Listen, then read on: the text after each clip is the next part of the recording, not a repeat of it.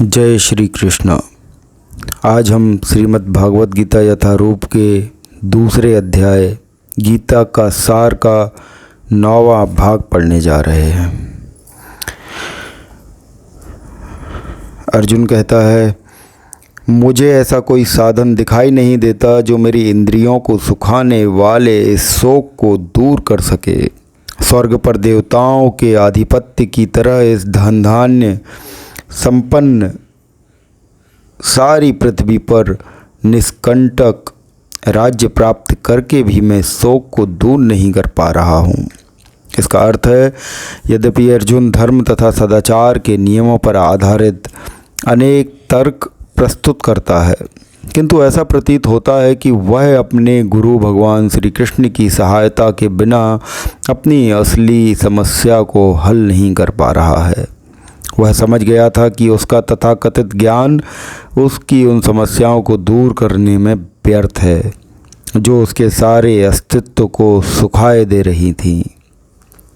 उसे इन उलझनों को भगवान कृष्ण जैसे आध्यात्मिक गुरु की सहायता के बिना हल कर पाना असंभव लग रहा था। शैक्षिक ज्ञान, विद्वता, उच्च पद, ये सब जीवन की समस्याओं को हल करने में व्यर्थ हैं। यदि कोई हमें इसमें सहायता करता है तो वह एकमात्र गुरु है। अतः निष्कर्ष यह निकला कि गुरु जो 100% कृष्ण भावना भावित होता है वही एकमात्र प्रामाणिक गुरु है और वही जीवन की समस्याओं को हल करता है या हल कर सकता है। भगवान चैतन्य ने कहा है कि जो कृष्ण भावनामृत के विज्ञान में दक्ष हो, कृष्ण तत्ववेत्ता हो, चाहे वह जिस जाति का हो, वही वास्तविक गुरु है। कोई व्यक्ति चाहे वह विप्र हो, निम्न जाति में जन्मा शूद्र हो या कि सन्यासी, यदि वह कृष्ण के विज्ञान में दक्ष है तो वह यथार्थ प्रामाणिक गुरु है। अतः कृष्ण तत्ववेत्ता हुए बिना कोई भी प्रामाणिक गुरु नहीं हो सकता।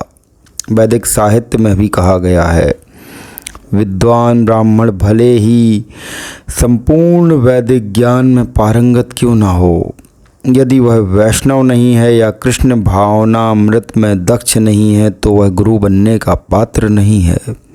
किंतु शूद्र यदि वह वैष्णव या कृष्ण भक्त है तो गुरु बन सकता है। संसार की समस्याओं, जन्म जरा व्याधि तथा मृत्यु की निवृत्ति धन संचय तथा आर्थिक विकास से संभव नहीं है। विश्व के विभिन्न भागों में ऐसे राज्य हैं जो जीवन की सारी सुविधाओं से तथा संपत्ति एवं आर्थिक विकास से पूरित हैं, किंतु फिर भी उनके सांसारिक जीवन की समस्याएं ज्यों की त्यों बनी हुई हैं। वे विभिन्न साधनों से शांति की खोजते हैं, किंतु वास्तविक सुख उन्हें तभी मिल पाता है जब वे कृष्ण भावनामृत से युक्त कृष्ण के प्रामाणिक प्रतिनिधि के माध्यम से कृष्ण अथवा कृष्ण तत्व पूरक भगवत गीता तथा श्रीमद् भागवत के परामर्श को ग्रहण करते हैं। यदि आर्थिक विकास तथा भौतिक सुख किसी के पारिवारिक, सामाजिक, राष्ट्रीय या अंतर्राष्ट्रीय अव्यवस्था से उत्पन्न हुए शोकों को दूर कर पाते तो अर्जुन यह न कहता कि पृथ्वी का अप्रतिम राज्य या स्वर्गलोक में देवताओं की सर्वोच्चता भी उसके शोकों को दूर नहीं कर सकती। इसलिए उसने कृष्ण भावनामृत का ही आश्रय ग्रहण किया और यही शांति तथा समरसता का उचित मार्ग है।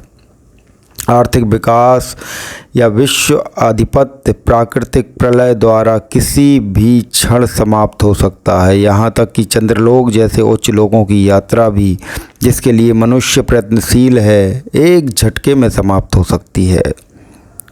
भगवद गीता इसकी पुष्टि करती है।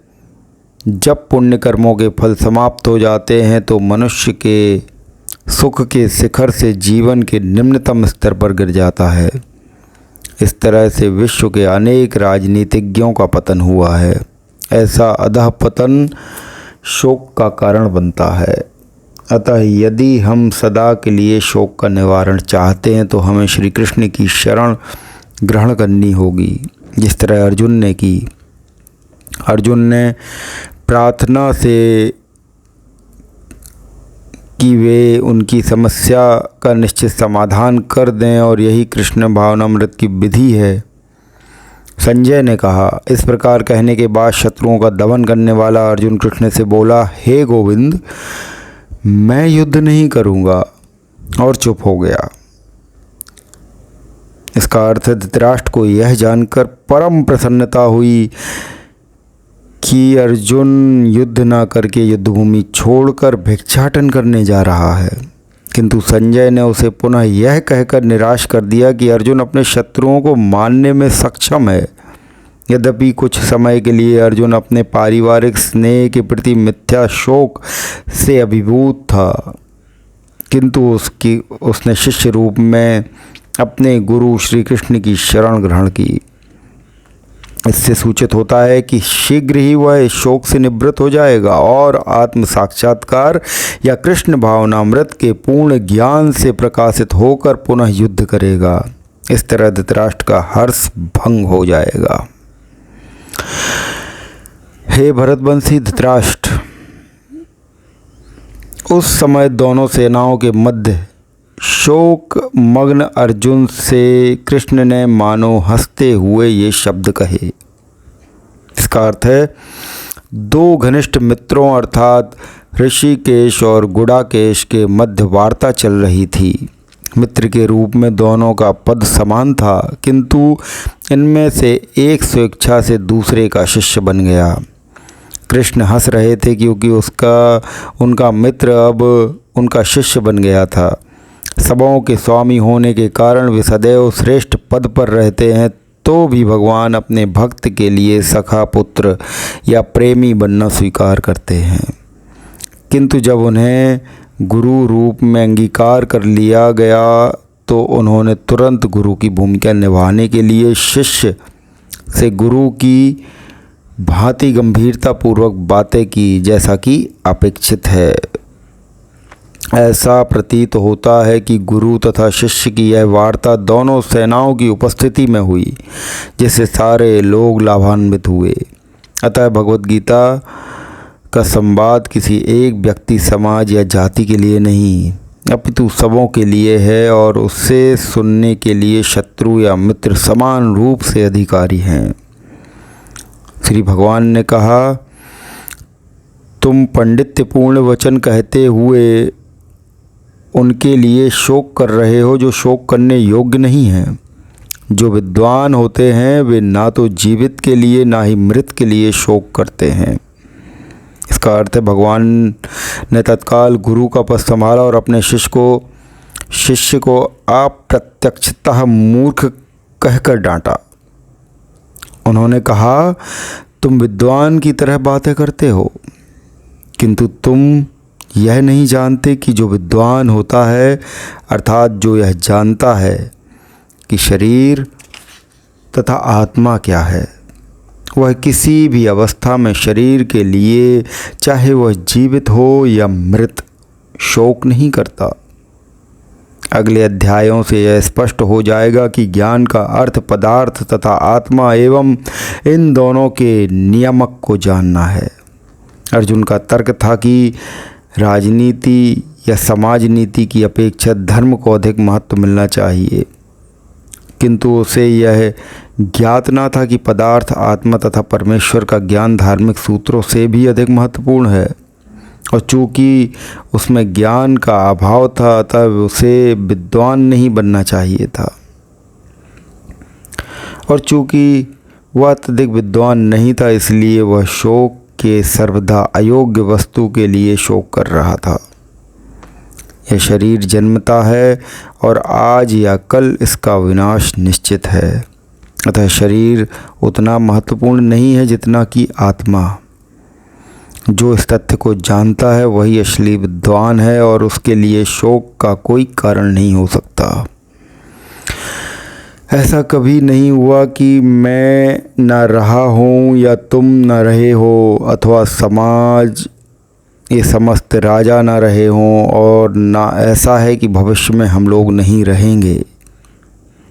वेदों में, कठोपनिषद में तथा श्वेताश्वर में उपनिषद में कहा गया है कि जो श्री भगवान असंख्य जीवों के कर्म तथा कर्म फल के अनुसार उनकी अपनी अपनी परिस्थितियों में पालक हैं, वही भगवान अंश रूप में हर जीव के हृदय में वास करते हैं। केवल साधु रूप साधु पुरुष जो एक ही ईश्वर को भीतर बाहर देख सकते हैं, पूर्ण एवं शाश्वत शांति प्राप्त कर पाते हैं। जो वैदिक ज्ञान अर्जुन को प्रदान किया गया वही विश्व के उन समस्त पुरुषों को प्रदान किया जाता है जो विद्वान होने का दावा करते हैं, किंतु जिनकी ज्ञान राशि न्यून है। भगवान यह स्पष्ट कहते हैं कि वे स्वयं अर्जुन तथा युद्ध भूमि में एकत्र सारे राजा शाश्वत प्राणी हैं, और इन जीवों की बद्ध तथा मुक्त अवस्थाओं में भगवान ही एकमात्र उनके पालक हैं। भगवान परम पुरुष हैं तथा भगवान का चिर संगी अर्जुन एवं वहाँ पर एकत्र सारे राजगण शाश्वत पुरुष हैं। ऐसा नहीं है कि ये भूतकाल में प्राणियों के रूप में अलग अलग उपस्थित नहीं थे, और ऐसा भी नहीं है कि ये शाश्वत पुरुष बने नहीं रहेंगे। उनका अस्तित्व भूतकाल में था और भविष्य में भी निर्बाध रूप में बना रहेगा। अतः किसी के लिए शोक करने की कोई बात नहीं है। यह मायावादी सिद्धांत की मुक्ति के बाद आत्म माया के आवरण से पृथक होकर निराकार ब्रह्म में लीन हो जाएगा और अपना अस्तित्व खो देगा। यहाँ पर परम अधिकारी भगवान कृष्ण द्वारा पुष्ट नहीं हो पाता। ना ही इस सिद्धांत का समर्थन हो पाता है कि वृद्धावस्था में या बद्ध अवस्था में ही हम अस्तित्व का चिंतन करते हैं। यहाँ पर कृष्ण स्पष्टतः कहते हैं कि भगवान तथा अन्यों का अस्तित्व भविष्य में भी अक्षुण्ण रहेगा, जिसकी पुष्टि उपनिषदों में भी की जाती है। कृष्ण का यह कथन प्रामाणिक है क्योंकि कृष्ण मायावश नहीं है।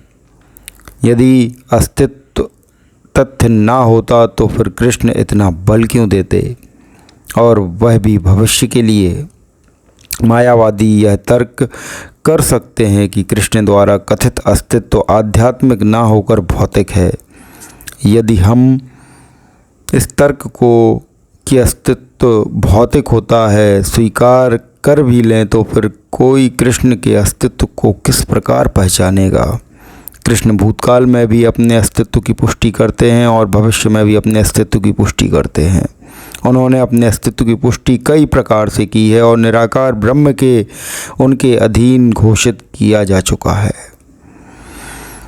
कृष्ण सदा सर्वदा अपना अस्तित्व बनाए रखते हैं। यदि उन्हें सामान्य चेतना वाले सामान्य व्यक्ति के रूप में जाना जाता है तो प्रामाणिक शास्त्र के रूप में उनकी भगवत गीता में कोई महत्ता नहीं होगी। एक सामान्य व्यक्ति मनुष्यों के 4 अवगुणों के कारण श्रवण करने योग्य शिक्षा देने में असमर्थ होता है। गीता ऐसे साहित्य से ऊपर है। कोई भी संसारी ग्रंथ गीता की तुलना नहीं कर सकता। श्री कृष्ण को सामान्य व्यक्ति मान लेने पर गीता की सारी महत्ता जाती रहती है। मायावादियों का तर्क है कि इस श्लोक में वर्णित द्वैत लौकिक है और शरीर के लिए प्रयुक्त हुआ है, किंतु इसके पहले वाले श्लोक में ऐसी देहात्म बुद्धि की निंदा की गई है। एक बार जीवों की देहात्म बुद्धि की निंदा करने के बाद यह कैसे संभव है कि कृष्ण पुनः शरीर पर उसी वक्तव्य को दोहराते। अतः यह अस्तित्व आध्यात्मिक आधार पर स्थापित है और इसकी पुष्टि रामानुजाचार्य ने तथा अन्य आचार्यों ने भी की है। गीता में कई स्थलों पर इसका उल्लेख है कि यह आध्यात्मिक अस्तित्व केवल भगवत भक्तों द्वारा ज्ञेय है। जो लोग भगवान कृष्ण का विरोध करते हैं उनकी इस महान साहित्य तक पहुंच नहीं हो पाती। भक्तों द्वारा गीता के उपदेशों को समझने का प्रयास मधुमक्खी द्वारा मधुपात्र चाटने के सदृश है। पात्र को खोले बिना मधु को नहीं चखा जा सकता। इसी प्रकार भगवत गीता के रहस्यवाद को केवल भक्त ही समझते हैं, अन्य कोई नहीं। जैसा कि इसके 4th अध्याय में कहा गया है, ना ही गीता का स्पर्श ऐसे लोग कर पाते हैं जो भगवान के अस्तित्व का ही विरोध करते हैं। अतः मायावादियों द्वारा गीता की व्याख्या मानो समग्र सत्य का सरासर भ्रामक निरूपण है। भगवान चैतन्य ने मायावादियों द्वारा की गई गीता की व्याख्याओं को पढ़ने का निषेध किया है और चेतावनी दी है कि जो कोई ऐसे मायावादी दर्शन को ग्रहण करता है वह गीता के वास्तविक रहस्य को समझ पाने में असमर्थ रहता है।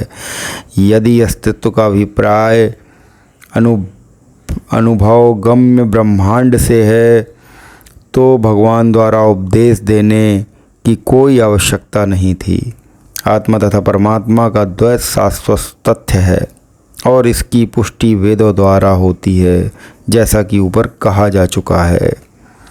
जिस प्रकार शरीरधारी आत्मा इस शरीर में बाल्यावस्था से तरुण अवस्था में और वृद्धावस्था से निरंतर अग्रसर होता रहता है, उसी प्रकार मनुष्य मृत्यु होने पर आत्मा दूसरे शरीर में चला जाता है। धीर व्यक्ति ऐसे परिवर्तन से मोह को प्राप्त नहीं होता।